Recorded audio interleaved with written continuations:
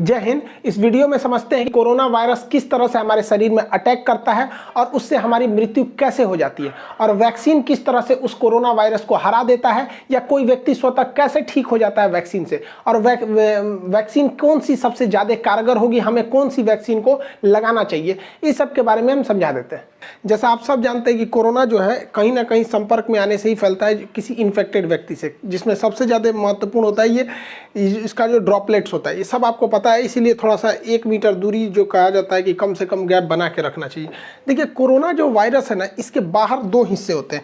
एक इसका जो बाहर इस तरह से निकला हुआ है नोकीला भाग, इसे कहते हैं स्पाइक प्रोटीन। यही सबसे घातक है, स्पाइक प्रोटीन। अगर इसका जो स्पाइक प्रोटीन है, ये बाहर वाला, अगर इसको तोड़ दिया जाए, इसको टकला कर दिया जाए, तो किसी काम का नहीं, फिर कोरोना से कोई नहीं डरेगा, यही भाग जाएगा। और इसके अंदर एक होता है गुच्छा जैसा, ये इसे कहते हैं जेनेटिक मटेरियल। ये करता है, ये हमारी बॉडी में घुसने में मदद कर देता है, और ये जेनेटिक मटेरियल जो है ना, अपने जैसे नए संतान को उत्पन्न कर देता है। इसलिए अगर एक भी कोरोना वायरस आया तो इसके अंदर का ये जो जेनेटिक मटेरियल है, ये उसको 1 से कब 1 लाख बना देगा, कब 1 करोड़ बना देगा, कुछ नहीं पता। तो ये जनरेशन बढ़ाने के लिए होता है, ये स्पाइक प्रोटीन शरीर में एंट्री करने के लिए होता है। ये कोरोना वायरस जो होता है, इसका ये स्पाइक प्रोटीन जो होता है, ये केवल फेफड़े में ही टच कर सकता है, बाकी शरीर में कहीं से भी ये एंट्री शरीर के अंदर सेल में नहीं कर सकता है। फेफड़े के जो सेल होते हैं काफ़ी सेंसिटिव होते हैं, और सेल में भी जो सेल मेम्ब्रेन होता है, वहाँ से ये एंट्री नहीं कर सकता है। सेल मेम्ब्रेन कुछ खास चीज़ को ही अपने अंदर जाने देते हैं, जैसे प्रोटीन, विटामिन, इन सब को जाने देते हैं। बाकी जो नया कुछ चीज़ आएगा ना, जो बॉडी में बाहर से लिया जाता है, तो उसको जाने के लिए ये रिसेप्टर लगे होते हैं। कोरोना वायरस का ये स्पाइक प्रोटीन इसी रिसेप्टर पर चिपक जाता है, और इसी के माध्यम से अंदर चला जाता है, और अंदर जाके अपना जेनेटिक इन्फॉर्मेशन दे देता है। और ये फेफड़े में ही जाता है, क्योंकि फेफड़े के जो लंग्स के जो टिश्यूज होते हैं, जो उसके सेल होते हैं, वो काफ़ी सेंसिटिव होते हैं। अब देखिए, ये जो कोरोना वायरस है, ये फेफड़ा है, फेफड़ा का ये रिसेप्टर है, इस ससुरा पकड़ लेता है कोरोना को, और कोरोना जाके इसी में चिपक जाता है, और यही इसको खींच के अंदर लेके चला जाता है। यही सबसे घातक हो जाता है। जैसे ये रिसेप्टर में चिपकता है, रिसेप्टर इसको खींच के अंदर ले जाता है, ये यहाँ से चिपका के अंदर लेके चला जाएगा।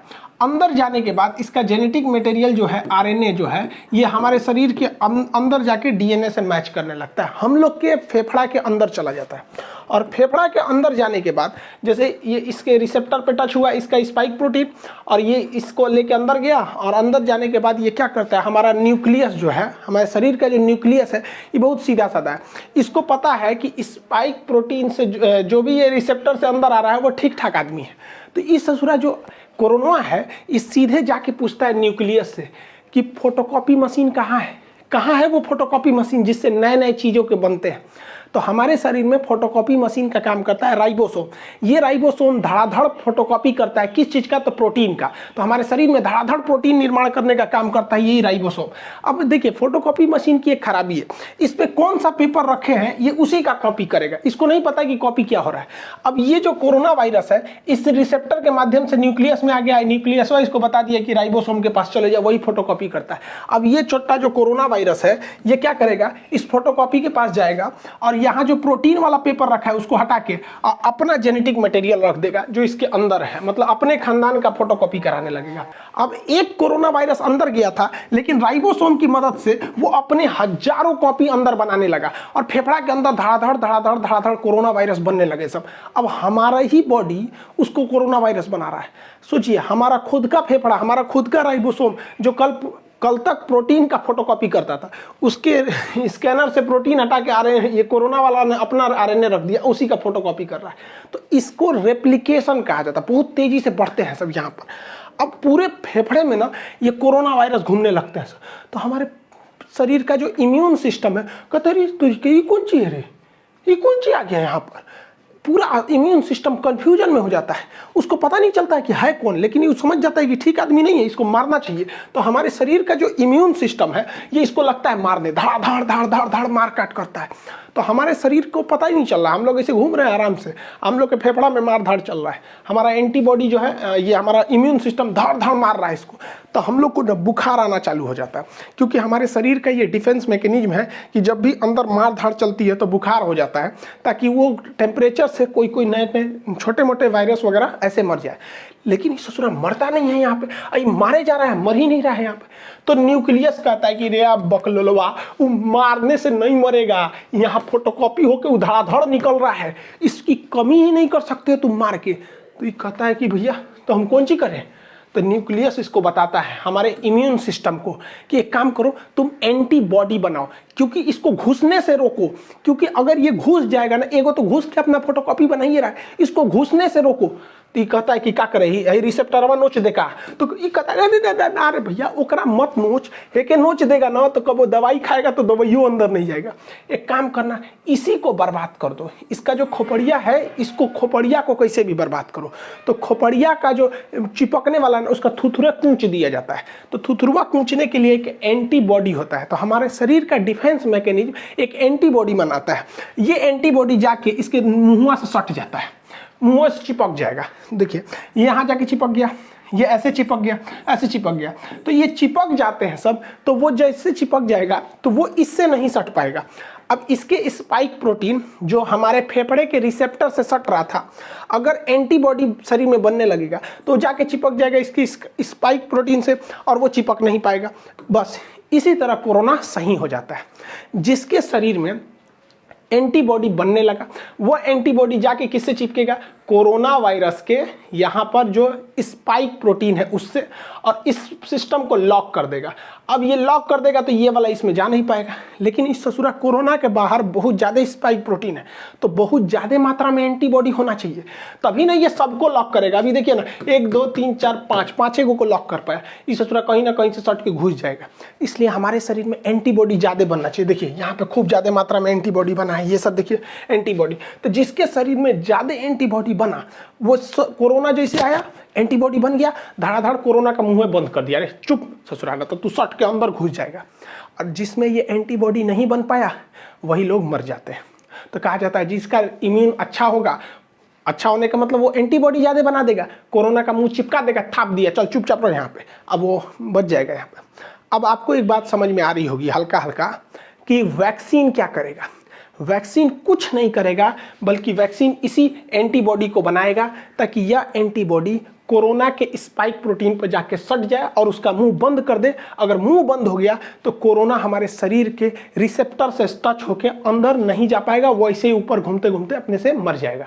तो वैक्सीन का यही मेन काम हो गया कि वैक्सीन जैसे हमारे शरीर में लग जाता है तो इतना ज़्यादा हमारे शरीर में एंटीबॉडी बन जाता है कि ये एंटीबॉडी कोरोना को चारों ओर से घेर लेता है। कहता है कि आओ आओ सट जाओ हमारे में, तो चारों ओर से ये एंटीबॉडी सट जाता है। जब एंटीबॉडी सट जाएगा तो कोरोना के जितने स्पाइक प्रोटीन है उसका मुंह बंद हो जाएगा, हमारे शरीर में एंट्री नहीं मार पाएगा, दूसरा कोई काम नहीं है। जैसे देखिए ये एक ह्यूमन सेल है, अब इसमें क्या है, कोरोना वायरस का स्पाइक प्रोटीन फंस गया है, लेकिन जब उसमें न्यूट्रलाइज किया गया एंटीबॉडी देकर तो ये एंटीबॉडी जाके इससे सट गया है, ये एंटीबॉडी सट गया।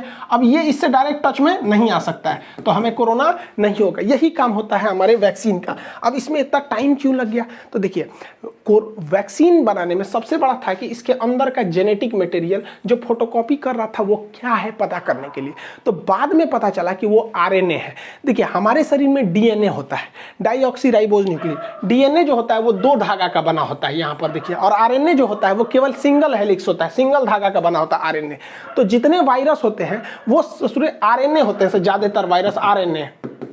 अब आरएनए को बनने में ज्यादा टाइम नहीं लगता है, खटाखट आरएनए बनता है, जबकि डीएनए बनने में टाइम लगता है। तो वायरस जो है बड़ा जल्दी जल्दी बनने लगते हैं सब यहाँ पे। तो वैज्ञानिकों ने इसी आरएनए को पकड़ के निकाला, इसलिए जितना वैक्सीन है सब वैक्सीन को आरएनए वैक्सीन, एमआरएनए वैक्सीन कहा जाता है। तो इस कोरोना का जो आरएनए है उसे वैज्ञानिकों ने निकाल लिया। अब देखिए हम लोग में तो डीएनए पाया जाता है, तो डीएनए नहीं है, देखिए डीएनए आरएनए में अंतर नहीं, एक उखाड़ दीजिए इसका तो क्या बन जाता है, आरएनए बन जाता है। तो डीएनए से आरएनए बनाया जा सकता है, उखाड़ के नोच लीजिए बस क्या बन जाएगा, आरएनए बन जाएगा। तो वैज्ञानिकों को कोरोना वायरस का आरएनए मिल गया। तो कोरोना कैसा वायरस है, एक आरएनए वायरस है, बस हमको ये मिल गया। अब वैज्ञानिकों ने क्या किया, इस आरएनए वायरस को केमिकल से कमजोर करके इसका नकल कर लिया, और इसे नकल करके जैसा इसके अंदर आरएनए था वैसे ही आरएनए को इंजेक्शन से हमारे बॉडी के अंदर भर दिया। और जैसे बॉडी के अंदर भरा तो बॉडी के अंदर क्या पहुंच गए सब, ये कोरोना वायरस। बट ये ओरिजिनल तो है नहीं, ये तो लैब में इन्होंने आरएनए से बनाया है, ओरिजिनल नहीं है। अब बताइए, ये ओरिजिनल नहीं है लेकिन दिखने में तो उसी के जैसा है, और जब दिखने में वैसा ही है तो शरीर के अंदर जाएगा तो शरीर के अंदर से एंटीबॉडी बनने लगेंगी ज़्यादा ज़्यादा, और इन दवाओं में एंटीबॉडी को बढ़ाने के लिए केमिकल मिला दिया जाता है, तो ज़्यादा से ज़्यादा एंटीबॉडी बनने लगेगी। तो जब कभी हमें वैक्सीन लगा दिया जाता है तो यह वैक्सीन एंटीबॉडी का निर्माण बहुत जोर से करने लगती है और हमारे शरीर में खूब ज़्यादा एंटीबॉडी हो जाता है, जो कि नकली कोरोना वायरस को देखकर बना होता है। और इसी बीच में ना वो पूरे उस कोरोना वायरस को घेर लेते हैं, हमारे शरीर में पूरा का पूरा एंटीबॉडी हो गया। और जब कभी भी ओरिजिनल कोरोना आता है तो हमारे एंटीबॉडी घेर लेते हैं कोरोना का, चाचा आ गए, चाचा आ गए, चाचा को घेर लो, चाचा को घेर लो, पूरा घेर लेते हैं चाचा को, चाचा का थूथूर चिपका देता है, लो चुपचाप सट गया यहाँ पे, तो सटा लेते हैं सब। अब कोरोना तो कुछ कर नहीं पाएगा क्योंकि वो डायरेक्ट सेल मेम्ब्रेन में नहीं घुस सकता है, क्योंकि सेल मेम्ब्रेन सेमी परमेबल होता है। बायोलॉजी के बैच में पढ़ा दिए थे, सेमी परमेबल का मतलब होता है अर्धपारगम, मतलब किसी खास चीज़ को जाने देगा और कुछ खास चीज़ को ही आने देगा, उस खास चीज़ में कोरोना शामिल नहीं है। इसलिए कोरोना जब भी जाएगा तो रिसेप्टर से जाएगा, और ये एंटीबॉडी जाके कोरोना के स्पाइक प्रोटीन का मुंह चिपका दिया, रिसेप्टर से सटेगा नहीं। यही एक सिंपल फंडा होता है वैक्सीन का, ये वैक्सीन यही काम करते हैं सब। अब दुनिया के कई तरह के वैक्सीन है, जिसमें फाइजर जो है वैक्सीन, इस ससुरा अमेरिका का है, इसको -70 डिग्री पे रखना है, ये भारत में पॉसिबल ही नहीं है। हालांकि इसके साइड इफेक्ट ज़्यादा देखे गए। रूस का स्पुतनिक वैक्सीन है, और यूएनओ ने बनाया है गरीब देशों के लिए, अफ्रीका के लिए, जिसमें भारत की भी योगदान है, नोवावैक्स ये वैक्सीन है। ऑक्सफोर्ड यूनिवर्सिटी और एस्ट्राजेनिका ने मिलकर जो वैक्सीन बनाया है उसे भारत में नाम दिया गया कोविशील्ड। ये वैक्सीन भारत में बनी नहीं है, इसका प्रोडक्शन होगा serum institute of India Pune में, जिसके सीईओ हैं आदार पूनावाला। तो ये वैक्सीन है, जितनी वैक्सीन है ये सारी की सारी वैक्सीनें mRNA पर डिपेंड है, यानी आरएनए वैक्सीन है। मतलब कोरोना का कॉपी करे हमारे बॉडी में घुसा दो, उसको देखा देखी जब वो बनने लगेंगे एंटीबॉडी, तो उस एंटीबॉडी की मात्रा बढ़ा दो, और जब ओरिजिनल कोरोना आएगा तो उसका थुथुर चाप देंगे सभी, सब इसी पर काम करता है। लेकिन भारत का वैक्सीन इस पर काम नहीं करता है। भारत का वैक्सीन जो है भारत बायोटेक ने बनाया, इसे भारत बायोटेक ने, इसका नाम है कोवैक्सीन। ये अलग ही कंसेप्ट है। कोवैक्सीन में क्या किया गया है कि कोरोना वायरस को ही कमजोर करके उसको थूर कूच के हमारे शरीर में भर दिया गया है। अब बताओ, उसे थोड़ा थुरा कूचा गया है, इसका जेनेटिक मटेरियल को खूब अच्छा से कूच काच दीजिए और कूच काच के हमारे शरीर में भर दीजिए, और शरीर में जैसे भरेंगे तो जाएगा अंदर, न्यूक्लियस से कहेगा हमारा फोटोकॉपी बनाओ, ये बेचारा अपने कूचा गया है, एक फोटोकॉपियो निकलेगा तो ऊंचाई निकलेगा, तो हमारे शरीर के एंटीबॉडी आके छाप लेगा सब, इसको कहेगा मारो मारो मारो मारो मारो। अब भाई हमारे एंटीबॉडी इस कमजोर कोरोना को खूब अच्छा से मार देगा। यही वजह है कि शुरुआत में जब वैक्सीन लिया जा रहा है ना, तो कुछ कुछ लोगों को हल्का फीवर आ जा रहा है, क्योंकि वो तो ओरिजिनल लड़ाई चालू है, लेकिन वैक्सीन के थ्रू बहुत ही कमजोर वायरस डाल दिया है भारत, हूबहू ओरिजिनल वायरस, लेकिन वो इतना कमजोर है कि वो उसका बच्चा भी कमजोर पैदा हो रहा है। तो हमारे शरीर का एंटीबॉडी उससे खेल खेल के सीख ले रहा है, और इसी बीच जब ओरिजिनल वायरस आ रहा है तो उसको भी मार के कूच दे रहे हैं। तो जा ससुरा, भारत वाला शुरू से जुगाड़ पर डिपेंड है। अब हैंड सैनिटाइजर क्या करता है, देखिए भाई सैनिटाइजर का काम क्या होता है।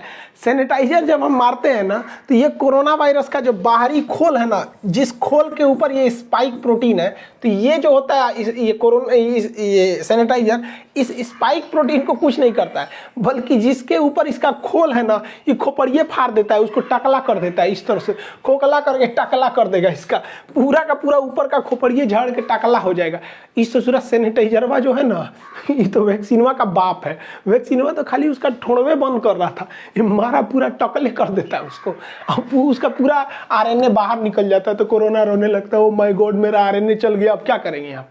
तो आप कहेंगे कि तो सैनिटाइजरवे काहे नहीं पी लेते हैं लोग। सोचा सैनिटाइजरवा ज़्यादा पी लेंगे लोग ना तो फेफड़वा में, तो हम लोग के सोचा रिसेप्टरवा जो है ना फेफड़ा का, एकरो नोच देगा, बस दिक्कत हो जाएगा, हम लोग भी मर जाएंगे लोग यहाँ पे। इसलिए सैनिटाइजर जो है वो केवल बाहर के काम में आता है, वो कोरोना वायरस के बाहरी लेयर को फाड़ देता है। दुनिया में बहुत सारे वैक्सीन है, जिसमें एक ये जितने वैक्सीन है ये आरएनए वैक्सीन है सब, जबकि भारत का जो वैक्सीन है भारत बायोटेक द्वारा, ये तो ओरिजिनल वायरस का ही वैक्सीन है। अब इसमें से सबसे अच्छा कौन है, तो देखिए सारे वैक्सीन अच्छे हैं, डिपेंड करता है किसको कहाँ के ट्रायल पर किया गया है, किसी को अमेरिका में, किसी को इंडिया में, सारे के सारे वैक्सीन एक जैसे हैं, कोई खराब नहीं है। जैसे हम आपसे कहते हैं कि कौन सा साबुन नहाने के लिए अच्छा है, तो भैया आप लाइफ बॉय से नहाओ, चाहे डिटॉल से नहाओ, चाहे पियर से नहाओ, कोई फर्क नहीं पड़ता है, नहा के आप वैसे ही निकलेंगे। जैसे हमारे जैसे आप घड़ी साबुन से नहा लीजिए, कोई फर्क नहीं पड़ता। अब जैसे हम लोग हैं भैंस जैसे हम लोग का चमड़ा है तो उस पर लक्स वगैरह सुनता ही नहीं है, तो घड़ी साबुन ये सब से नहा लीजिए, कोई फर्क नहीं पड़ता, सब एक जैसा है,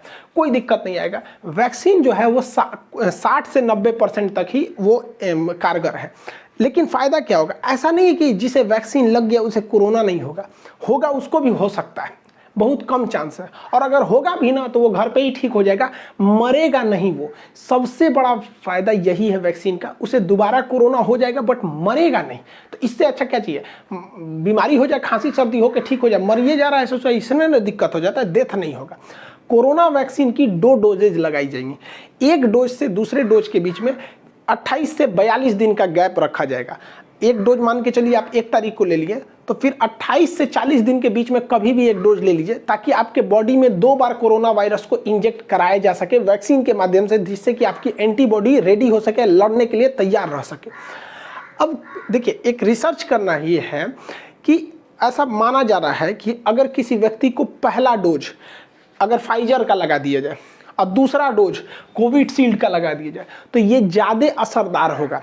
लेकिन अभी क्या हो रहा है कि पहला डोज जिस वैक्सीन का है दूसरा डोज भी उसी का है, लेकिन ऐसा वैज्ञानिकों का कहना है कि अलग अलग डोज दिया जाए। अब चूंकि भारत में 2 ही वैक्सीन है, एक कोविशील्ड है, एक कोवैक्सीन है, तो भारत सरकार को भी इस पर रिसर्च करना चाहिए कि पहला डोज देना चाहिए कोविशील्ड का, दूसरा कोवैक्सीन का ही दे दीजिए, ताकि ज़्यादा सूटेबल रहे, दोनों तरह से हम लोग उसमें वायरस से लड़ सके। यहाँ पर एक्सचेंज कर देना चाहिए। अब इसके साइड इफेक्ट को लेकर कुछ डर रहे हैं, देखिए इसका कोई साइड इफेक्ट नहीं है, 99% लोगों को कोई साइड इफेक्ट नहीं है।